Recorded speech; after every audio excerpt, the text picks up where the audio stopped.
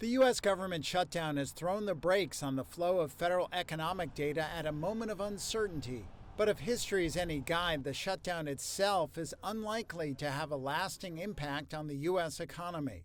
Part of the reason is the previous 20 shutdowns have been short, lasting about a week or less. They are a headache for the Federal Reserve, especially now as policymakers seek clarity on the employment picture and inflation. Those policymakers won't get the monthly jobs report and other data until the government reopens. They will have to rely on private surveys. Sometimes those are viewed as a poor proxy for the government data. The Fed cut interest rates last month for the first time since December on growing concern about the job market.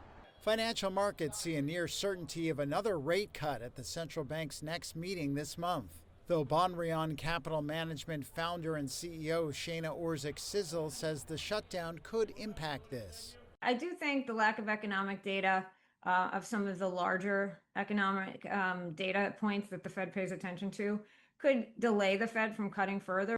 Meanwhile, even though hundreds of thousands of federal workers are on furlough and a range of important government services are suspended, shutdowns themselves don't typically move the needle for the economy. It depends on what's happening around the shutdown. Stocks took a hit during the last shutdown in 2018, but rebounded quickly, according to Robert Conzo, CEO and Managing Director of the Wealth Alliance. Last one was during the Trump era, was 35 days from December of 18 to January of 19.